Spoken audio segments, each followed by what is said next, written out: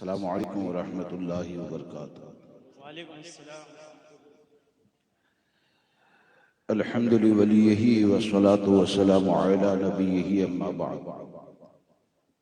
فاعوذ باللہ من الشیطان الرجیم، بسم اللہ الرحمن الرحیم۔ یا ایھا الذین آمنوا اتقوا اللہ حق تقاتہ ولا تموتن الا وانتم مسلمون، صدق اللہ العظیم۔ ان اللہ وملائکتہ یصلون علی النبی یا ایھا الذین آمنوا صلوا علیہ وسلموا تسلیما۔ اللہم صل علی سیدنا و مولانا محمد معدن الجود والکرم وآلہ الکرام واصحابہ العظام وابنہ الکریم وبارک وسلم صلاۃ و سلاما علیک یا سیدی یا رسول اللہ صلی اللہ تبارک و تعالی علیہ وسلم۔ معزز سامعین کرام و رفیقان گرامی، چند باتیں آپ کے سامنے عرض کرنا چاہتا ہوں۔ ہم اور آپ حضور تاج الشریعہ سے عقیدت رکھتے ہیں، محبت کرتے ہیں، لیکن افسوس یہ ہے کہ حضرت کے ہاتھ میں ہاتھ دینے کے بعد بھی اگر آپ کو بار بار یہ گزارش کرنی پڑے کہ ویڈیو نہ کریں، ویڈیو نہ کریں، تو سوال یہ پیدا ہوتا ہے کہ اپنے مرشد کامل سے آپ کی محبت کتنے کمال والی ہے۔ حقیقت یہ ہے کہ جس کو کہا گیا کہ جسے دیکھیں اور خدا یاد آئے اسے ولی کہتے ہیں، وہ تو میرے تاج الشریعہ ہے کہ آپ کو دیکھتے ہیں تو خدا یاد آتا ہے، لیکن سچا مرید وہ ہوتا ہے کہ جسے دیکھیں تو پیر یاد آتا۔ تو آپ ان سے محبت کرنے والے ہیں۔ حضرت پوری زندگی ویڈیو کا رد کرتے رہے اور آپ کو کہا جائے ویڈیو نہ کریں نہ کریں، اس کے بعد بھی کرتے ہیں، تو اس کے ذمہ دار آپ ہیں۔ بزرگوں کے فیض و برکات سے محرومی کا ذریعہ ہے۔ حضور تاج الشریعہ کی پوری زندگی کو اگر آپ دیکھیں گے تو آپ کو یہ نظر آئے گا کہ حضور تاج الشریعہ نے اپنی زبان کو اگر کھولا اور حضور تاج الشریعہ جب بھی بولتے ہیں تو اللہ رسول عز و جل و صلی اللہ تعالی علیہ وسلم کی رضا کے لیے بولتے ہیں۔ آپ کے اوپر اگر کوئی انگلی اٹھاتا ہے تو اس کے جواب کے لیے حضور تاج الشریعہ کے پاس وقت نہیں ہے، نہ آپ نے اپنی زبان کو چلایا، بلکہ پوری زندگی آپ نے اپنے جد امجد کے شعر پر عمل کر کے دکھایا۔ اور حضور تاج الشریعہ کی پوری زندگی ہم کو اگر عمل کرتی ہوئی نظر آتی ہے تو اس شعر پر عمل کرتی ہوئی نظر آتی ہے کہ یا رسول اللہ، دہن میں زبان تمہارے لیے، بدن میں ہے جان تمہارے لیے، ہم آئے یہاں تمہارے لیے، اٹھے بھی وہاں تمہارے لیے۔ یہ حضور تاج الشریعہ کی زندگی ہے۔ آپ سے میں صرف چند باتیں عرض کرنا چاہتا ہوں کہ ہم جو بزرگان دین سے محبت کرتے ہیں، حضور تاج الشریعہ سے محبت کرتے ہیں، یا یہ کہ قائد ملت جو ابھی تشریف لائیں گے، تو آپ حضور قائد ملت کے دامن سے وابستہ ہونے کے لیے اگر حاضر ہیں تو ہم سب اپنے آپ سے سوال کریں کہ ہم نے اگر اپنا ہاتھ تاج الشریعہ کے ہاتھ میں دیا تو دینے کے پیچھے ہمارا مقصد کیا تھا، کیا ہے، کیا رہے گا؟ حضور قائد ملت سے اگر آپ مرید ہونا چاہتے ہیں تو آپ اپنے آپ سے سوال کریں کہ مرید ہونے کا مقصد کیا ہے؟ کیا ایسا ہے کہ آپ مرید بن جائیں، مالدار بن جائیں گے تو کامیاب ہو جائیں گے؟ مرید بن جائیں، بے اولاد ہیں، صاحب اولاد ہو جائیں تو کامیاب ہو جائیں گے؟ اس بات کو یاد رکھ کر چلیں کہ علماء سے محبت ہو، پیر سے محبت ہو، بزرگان دین سے محبت ہو، ان سب سے محبت کا مقصد یہ ہوتا ہے کہ جو ان سے قریب ہو جائے وہ دین سے قریب ہو جائے، جو ان سے قریب ہو جائے شریعت مطہرہ پر عمل کرنے والا بن جائے۔ تو اس سے کیا سمجھ میں آیا کہ حضور تاج الشریعہ کے فیضان کو اگر حاصل کرنا ہے تو محل میں رہ کر حاصل نہیں کر سکتے ہیں، بلکہ میں تو یہ کہتا ہوں کہ حضور تاج الشریعہ کا فیضان اگر حاصل کرنا ہے تو اگرچہ آپ جھونپڑے میں رہتے ہیں، حضور تاج الشریعہ کی اس بات پر عمل کریں کہ یا حضور تاج الشریعہ کی اس بات کے اوپر عمل کریں کہ حضور تاج الشریعہ نے غالباً ناگور کی سرزمین پر یہ بات ارشاد فرمائی تھی، اور آپ نے یہ کہا تھا مریدوں کو تلقین کرتے ہوئے کہ اس بات کو یاد رکھ کر چلیں کہ ہمارا رشتہ نہ باپ کے ساتھ ہے، نہ ماں کے ساتھ ہے، نہ بھائی کے ساتھ ہے، نہ بہن کے ساتھ ہے۔ ہمارا رشتہ اگر کسی کے ساتھ ہے تو امام الانبیاء صلی اللہ تعالی علیہ وسلم کی ذات کے ساتھ پایا جاتا ہے۔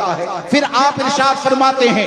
اب تو اگر چاہتا ہے کہ اپنے باپ سے محبت کریں تو سب سے پہلے تلاش کر کہ تیرے باپ کے دل میں محبت رسول ہے کہ نہیں۔ تو یہ چاہتا ہے کہ ماں سے خاندان سے محبت کریں تو تلاش کر کہ تیرے خاندان والوں کے دل میں محبت رسول ہے یا نہیں۔ اگر وہ غلام مصطفیٰ ہے تو باپ سے بھی محبت کی جائے گی، ماں سے بھی محبت کی جائے گی، خاندان سے بھی محبت کی جائے گی، اور اگر وہ غدار رسول ہیں تو حضور تاج الشریعہ نے ہم کو یہ پیغام دیا کہ نبی سے جو ہو بیگانہ اسے دل سے جدا کر دے، پدر مادر برادر مال و جان سب ان پر فدا کر دے۔ ورنہ اس بات کو یاد رکھ کر چلیں کہ ایک طرف حضور تاج الشریعہ کا نعرہ لگائیں، حضور تاج الشریعہ آئے تو وہ جب کہلوائیں کہ بد مذہب سے نہ ملوں گا، تو یہاں پر تو زبان سے کہہ دیا کہ بد مذہب سے نہ ملوں گا، اور دل میں جانتا ہے کہ صبح میں دیوبندی کے ساتھ چائے پینی ہے، جانتا ہے کہ کل دوپہر کا کھانا یہ تو وہابی کے وہاں کھانا ہے۔ تو آپ مجھے بتائیں یہ آپ اپنے پیر کے کتنے وفادار ہیں؟ قائد ملت اگر مرید ہوتے ہیں اور مرید ہونے کے بعد بھی آپ یہ سوچتے ہیں کہ ہم بد مذہب کا بائیکاٹ بھی کر پائیں گے، تو سوال یہ پیدا ہوتا ہے کہ آپ اپنے پیر سے کیسی محبت کرنے والے ہیں۔ ارے خاندان رضا اور بالخصوص حضور تاج الشریعہ کا درہ امتیاز یہ رہا ہے، اور آپ کی زندگی اس بات پر گواہ ہے کہ حضور تاج الشریعہ نے چہروں کو کبھی بھی نہیں دیکھا، کسی بھی منصب کے اوپر ہو حضور تاج الشریعہ نے اگر کسی کو بارگاہ مصطفیٰ سے اگر دور ہوتا ہوا دیکھا تو عمل کر کے اس بات کا درس دیا کہ حضور تاج الشریعہ نے یہی پیغام دیا کہ انہیں جانا انہیں مانا، نہ رکھا غیر سے کام، للہ الحمد میں دنیا سے مسلمان۔ اس لیے بزرگوں کا فیض اگر حاصل کرنا ہے تو متسلم سنی بنے، دیوبندی وہابی کا بائیکاٹ کرے، دیوبندی وہابی کا بائیکاٹ کرے۔ آج اصل میں معاملہ یہ ہے، حالات ایسے ہیں کہ لوگ اگر بد مذہبوں کے بائیکاٹ کے بارے میں اگر کہا جائے تو طرح طرح کی الٹی سیدھی دلیلیں کرتے ہیں، لولی لگڑی باتیں کرتے ہیں، اور جس جگہ پر ایسے لوگ نظر آتے ہیں کہ بظاہر مولانا کہلواتے ہیں، لیکن یہ کہ ایسے امام یا ایسے گھال میل کرنے والے ضمیر فروشوں کی ٹولی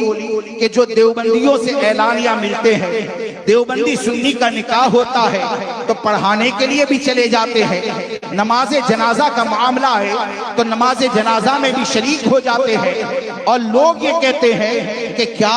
ایک مولوی صحیح ہو گیا، لوگ یہ کہتے ہیں کہ کیا امام احمد رضا کی غلامی کا دعویٰ کرنے والے یہی علماء صحیح ہے جو دیوبندی سے ملتا ہے، وہ بھی تو ٹوپی پہنا ہے، وہ بھی تو جبہ پہنا ہے، وہ بھی تو کسی مسجد کا امام نظر آتا ہے۔ تو اس بات کو یاد رکھ کر چلیں کہ ایسے ضمیر فروش اگر ہزاروں جمع ہو جائے نا تو یہ ہزاروں میدان محشر میں دلیل نہیں ہو سکتے ہیں۔ دیکھا جائے گا تو شریعت مطہرہ کے حکم کو دیکھا جائے گا جب ہمارے آقا صلی اللہ تعالی علیہ وسلم نے یہ فرما دیا کہ ایاکم و ایاہم لا یضلونکم ولا یفتنونکم، کہ تم ان سے دور رہو، ان کو اپنوں سے دور رکھو، کہیں وہ تم کو گمراہ نہ کر دے، کہیں وہ تم کو فتنے میں نہ ڈال دے۔ جب ہمارے آقا نے دور رہنے کا حکم دیا تو فرمان مصطفیٰ کے مقابلے میں ایسے ہزاروں ٹوپی والے اگر مل جائے تو ان کو ٹھکرایا جائے گا، فرمان مصطفیٰ کو گلے سے لگایا جائے گا۔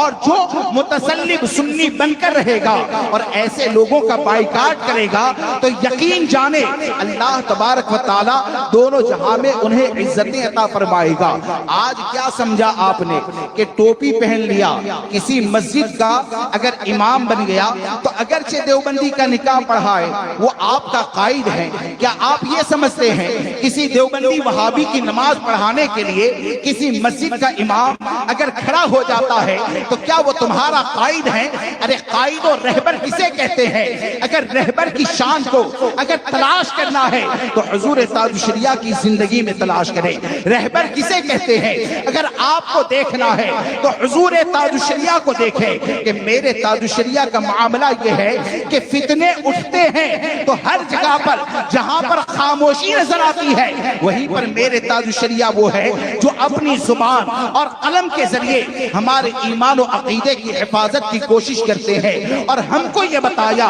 کہ سچا قائد اور رہبر وہ ہوتا ہے جو بد مذہبوں سے گال میل کرنے والا نہیں ہوتا ہے، بلکہ ان کے قریب اگر چلے جائیں تو ان کی قربت آپ کو بد مذہبوں کی صحبت سے بچا لیتی ہے، ان کی صحبت سے دور کر دیتی ہے۔ آپ کو ایک بات عرض کر دوں کہ عالم کی شان کیا ہوتی ہے، عالم کا معاملہ کیا ہوتا ہے۔ کیا آپ یہ سمجھتے ہیں کہ جبہ پہن لیا، امامہ پہن لیا تو یہ پہننے کی بنیاد پر عالم ہو جائے گا؟ عالم کسے کہا جاتا ہے؟ عالم کسے کہا جاتا ہے؟ اور جو علماء کی فضیلت آئی ہے تو کیا ایسے گال میل کرنے والے اماموں کے لیے فضیلت ہے؟ حال یہ ہوتا ہے کہ ایک شہر میں اگر متسلط امام ہوتا ہے نا تو اس کا رہنا شہر میں مشکل ہو جاتا ہے، اس کا رہنا امامت کرنا یہ مشکل ہو جاتا ہے، اس کو جگہ چھوڑنے کے اوپر مجبور کر دیا جاتا ہے۔ اس بات کو یاد رکھ کر چلے کہ چاہے انتظامیہ ہو، چاہے عوام کی طاقت ہو،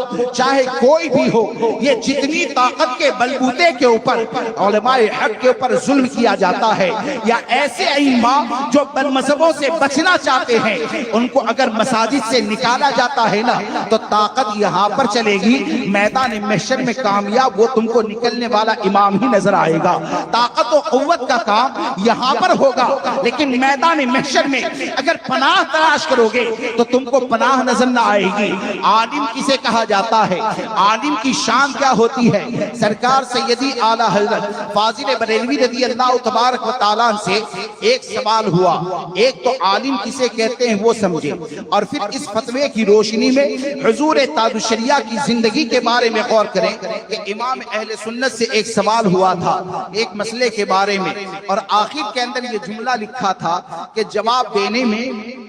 کسی کی رعایت نہ کی جائے، یعنی چہرہ دیکھ کر جواب نہ دیا جائے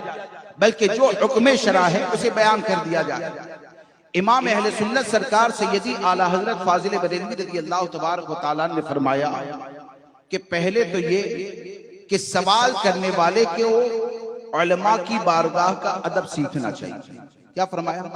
سوال کرنے والے کو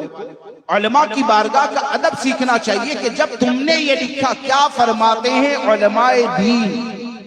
جب تم نے اسے دین کا عالم مان لیا تو اب یہ کہنا کسی کی رعایت مت کرنا، یہ حقیقت یہ ہے کہ علماء کے ادب کو نہ جاننے کی بنیاد پر ایسے جملے ہوتے ہیں۔ پھر آپ نے ارشاد فرمایا کہ جو عالم دین ہوتا ہے نا اس کو کسی کی رعایت سے کیا لینا دینا، جو عالم دین ہوتا ہے اس کو کسی کی رعایت سے کیا لینا دینا۔ اور پھر آپ آگے ارشاد فرماتے ہیں اگر کوئی ایسا ہے کہ جو جان بوجھ کر حکم شرع کے خلاف بیان کرے، جان بوجھ کر، جیسے کہ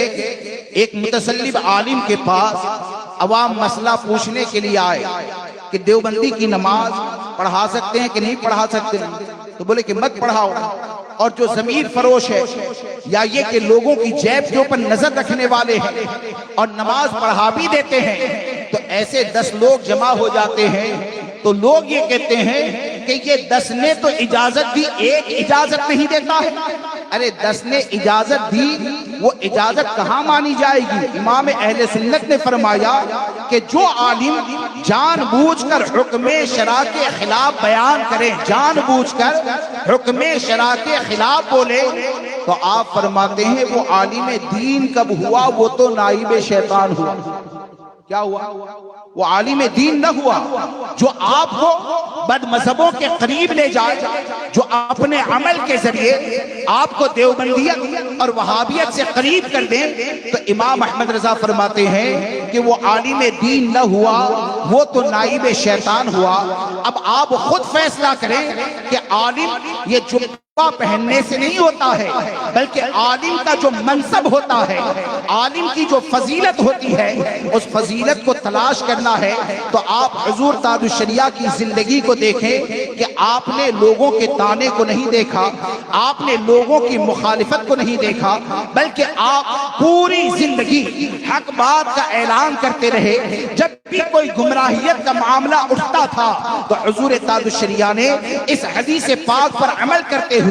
علم کو ظاہر کیا۔ وہ کس حدیث پاک پر عمل کیا؟ اذا ظہرت الفتن او قال البدع ولم يزر العالم علمه فعليه لعنت اللہ والملائکۃ والناس اجمعین، یعنی جب فتنے ظاہر ہو یا گمراہیاں پھیلنے لگے اور ایسے وقت میں اگر عالم اپنے علم کو چھپاتا ہے تو اس پر اللہ کی لعنت ہے، فرشتوں کی لعنت ہے، تمام لوگوں کی لعنت ہے۔ اب حضور تاج الشریعہ کی زندگی کو آپ دیکھیں گے تو آپ کو یہ نظر آئے گا کہ جب طاہر الپادری کا فتنہ اٹھا تو بہت سے کہنے والوں نے یہ کہا کہ تاج الشریعہ کو تو عادت بن گئی ہے، کسی بھی کی بھی مخالفت کرنے کے لیے تیار ہو جاتے ہیں، محدث کبیر کا تو مزاج ہے، کسی کے بھی خلاف آواز کو بلند کر دیتے ہیں۔ لیکن یہ کہ حضور تاج الشریعہ نے مخالفین کی زبانوں کو نہ دیکھا، بلکہ یہ سوچا کہ ان کا جو منصب تھا لوگوں کے ایمان اور عقیدے کی حفاظت کرنا، تو میرے تاج الشریعہ نے یعنی دوسرے لوگوں نے تو تقریباً 15 سال کے بعد کہا کہ طاہر یہ گمراہ ہے، طاہر یہ ایسا ہے، وہ کافر ہو چکا ہے، لیکن میرے تاج الشریعہ اس کی گمراہیت کے حوالے سے 30 سال پہلے خبردار کرتے ہیں۔ کیوں خبردار کرتے ہیں؟ یہ میرے تاج الشریعہ کی سچی ایسی فضیلت ہے کہ آپ نے اپنے کام کے ذریعے یہ بتایا کہ حضور تاج الشریعہ کا دورہ، حضور تاج الشریعہ کی زندگی کا مقصد یہ لوگوں کو فتنوں سے خبردار کرنا ہے، لوگوں کو گمراہیت سے بچانا ہے۔ تو اس لیے دوستو اس بات کو یاد رکھ کر چلیں کہ مسلک اعلیٰ حضرت پر قائم رہیں اور یقین جانیں کہ گمراہیت سے بچنے کا سب سے آسان راستہ یہ ہے کہ امام احمد رضا کی تعلیمات پر عمل کریں۔ کیا کریں؟ اور حضور تاج الشریعہ نے جو کہہ دیا نا، میرے تاج الشریعہ نے جو کہہ دیا اسے مانیں، اس کے بعد بھی ایسا نہ کریں کہ ہاں میرے پیر تو ہیں لیکن یہ کہ انہوں نے تو بائیکاٹ کیا لیکن میں تو سب جگہ جاتا ہوں۔ یہ ڈبل زبان نہ استعمال کریں، بلکہ تاج الشریعہ کے اگر وفادار ہیں تو آپ یہ سوچتے ہیں کہ بھائی میں تو فلاں تنظیم میں اس لیے جاتا ہوں، فلاں کے ساتھ اس لیے جاتا ہوں، فلاں کے ساتھ اس لیے کرتا ہوں کیونکہ میرے دل کے اندر درد ہے۔ تو میں صرف آپ کو یہ جملہ کہہ کر اپنی بات کو ختم کرتا ہوں کہ تمہارے دل میں جب دین کا درد پایا جاتا ہے تو کیا میرے تاج الشریعہ کے دل میں نہیں پایا جاتا تھا؟ آپ کے دل میں جب سنیت کا درد ہے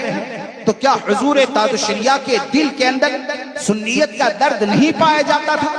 ہم سے کروڑوں گنا زیادہ سنیت کی فکر کرنے والی یہ حضور تاج الشریعہ کی ذات ہے۔ لیکن حضور تاج الشریعہ نے اگر بائیکاٹ کرنے کے لیے کہہ دیا تو اس بات کو یاد رکھ کر چلیں کہ جو کہتے کیوں بائیکاٹ کیا، کیوں بائیکاٹ کیا، اس وقت بے شمار دلائل تھے، اور حضرت کے وصال کے بعد یہ نظر آتا ہے کہ وقت جتنا زیادہ آگے بڑھتا جاتا ہے جن تنظیموں کا میرے تاج الشریعہ نے بائیکاٹ کیا ان کے اندر اتنی ہی خرابیاں پیدا ہوتی جا رہی ہیں۔ آج سمجھانا پڑتا ہے، آج سمجھانا پڑتا ہے۔ کبھی طاہر الپادری کے خلاف لکھا کرتے تھے اور آج حال یہ ہوتا ہے کہ منہاجی کے اسٹیج کے اوپر اگر ان کا مبلغ جانے کے لیے تیار ہو جائے تو کوئی جواب نظر نہیں آتا۔ کیا وجہ ہے؟ کیا سبب ہے؟ یہ ہے کہ بزرگوں کے دامن سے جب دور ہوتے ہیں نا تو آدمی کا حال کیا ہوتا ہے۔ اللہ تبارک و تعالی بزرگوں کے دامن کا وفادار بنائے اور ان کے فیوز و برکات سے ہم کو مالا مال فرمائے۔ اور اس بات کو یاد رکھیں کہ میرے تاج شریعہ نے جن لوگوں کا بائیکاٹ کیا ان سے ہمارا اتحاد ایک ہی صورت میں ہے، اور وہ صورت یہ ہے کہ وہ اپنی خرابیوں کو دور کریں، سچے دل سے توبہ کریں۔ سچے دل سے توبہ کرتے ہیں، اپنی خرابیوں کو دور کرتے ہیں تو ہم اس کو دل سے گلے سے لگانے کے لیے تیار ہیں۔ ورنہ حال یہ ہو جاتا ہے کہ کبھی کہتے تھے ہاں قاری ظہیر الدین کے تو ہم بھی مخالف ہیں، اور حضور تاج الشریعہ کا مثال ہو گیا تو اب قاری ظہیر الدین کی تعریف کرنے لگے۔ کیوں؟ اللہ کا خوف تمہارے دل میں نہیں ہے؟ قاری ظہیر الدین کا بولے کہ ہم تو رد ہی کرتے ہیں لیکن ہماری مجبوری ہے۔ یہ مجبوری کب تک تھی؟ جب تک تاج الشریعہ حیات تھے وہاں تک تھی۔ اب حال یہ ہو گیا کہ قاری ظہیر الدین کی تعریف بھی کرنے لگے، قصیدے بھی پڑھے جانے لگے۔ اس بات کو یاد رکھ کے چلیں، دل کی بیماری سے بچیں اور امام اہل سنت سرکار سیدی اعلیٰ حضرت فاضل بریلوی رضی اللہ تبارک و تعالیٰ کی تعلیمات پر عمل کریں، اور یقین جانیں جتنے بھی فتنے پیدا ہوتے ہیں۔ اور ہمارے برادر محترم مولانا توفیق رضا صاحب مجھ سے کئی بار ایک جملہ کہیں جو آپ کے سامنے کہوں کہ حضرت ایسا لگتا ہے کہ موجودہ فتنوں کے دور کو دیکھتے ہوئے اور آج تک جتنے فتنے پیدا ہوئے اس کا مقابلہ جس طرح امام اہل سنت کی تحریروں سے ہوا نا تو دل یہ کہتا ہے کہ انشاءاللہ امام احمد رضا کا قلم یہ قیامت تک ہونے والے فتنوں کا مقابلہ کرتا رہے۔ یہ ہمارے مولانا توفیق رضا صاحب کئی بار مجھ سے کہے کہ انشاءاللہ دل یہ کہتا ہے کہ امام احمد رضا کا قلم یہ قیامت تک اٹھنے والے فتنوں کا مقابلہ کرتا رہے گا۔ اور حقیقت یہی ہے کہ آج آپ کو مسلک رضا، فکر رضا، امام احمد رضا کے جتنے بھی مخالف نظر آتے ہیں نا تو آپ یہ نظر کریں تو آپ کو یہ سمجھ میں آئے گا کہ دیوبندی ہے وہ بھی امام احمد رضا کی مخالفت کرتا ہے، وہابی بھی مخالفت کرتا ہے، قادیانی بھی مخالفت کرتا ہے، رابضی بھی مخالفت کرتا ہے، خارجی بھی مخالفت کرتا ہے، چاہے وہ کسی کا بھی گستاخ ہو، یہ سب مل کر امام احمد رضا کی مخالفت کیوں کرتے ہیں؟ اس کی وجہ یہ ہے کہ یہ جتنے بھی باطل طاقتیں ہیں نا ان سب کو پتا ہے کہ امام احمد رضا کے وصال کو اگرچہ 100 سال سے زیادہ کا عرصہ گزر گیا لیکن یہ تمام فتنوں کا مقابلہ اگر کوئی کر سکتا ہے تو امام احمد رضا کا قلم کر سکتا ہے کہ آپ دنیا سے گئے لیکن آج بھی جیسے آپ کی تحریروں کے ذریعے یہ آواز آتی ہے کہ کلک رضا ہے خنجر خونخوار برقبار آدھا سے کہہ دو خیر منائے نشر کریں۔ السلام علیکم ورحمۃ اللہ۔ سبحان اللہ، سبحان اللہ، یا رسول اللہ۔